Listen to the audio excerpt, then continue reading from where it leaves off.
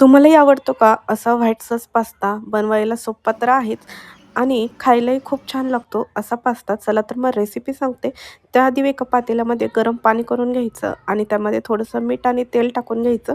ते छान उकळी आल्यानंतर याच्यामध्ये जे आपला पास्ता आहे तो बॉईल करण्यासाठी ठेवून द्यायचा. मग एका कढईमध्ये थोडंसं बटर टाकायचं आणि त्याच्यामध्ये आपल्या आवडीच्या भाज्या, मी इथे कांदा आणि गाजर घेतलेला आहे, ते छान फ्राय करून दिलं आणि त्यानंतर परत बटर घालून याच्यामध्ये मैदा आहे तो छान असा भाजून घ्यायचा आणि यामध्ये दूध टाकून घ्यायचं आणि याच्या गाठी होऊ द्यायच्या नाही.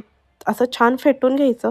दूध वगैरे छान टाकल्यानंतर सगळं एकत्र झाल्यानंतर यामध्ये चीज स्लाइस टाकून घेतले. ह्याच्यामध्ये तुम्ही मोझरेला चीज वगैरे सुद्धा घालू शकता. मग सर्व भाज्या घालून ऑर्गॅनो, चिली फ्लेक्स, काळी मिरी पावडर हे सगळं घालून पास्ता घालून घेतला उकडलेला आणि अशा प्रकारे ही पास्ताची रेसिपी जी आहे ती तयार झालेली आहे.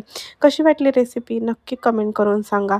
लहानांपासून मोठ्यांपर्यंत सर्वांनाच आवडेल असा हा सोपा पास्ता तुम्ही सुद्धा तुमच्या घरी बनवून बघा आणि रेसिपी कशी वाटली ही कमेंटमध्ये सांगायला विसरू नका. तोपर्यंत लाईक आणि सबस्क्राईब करा. बाय.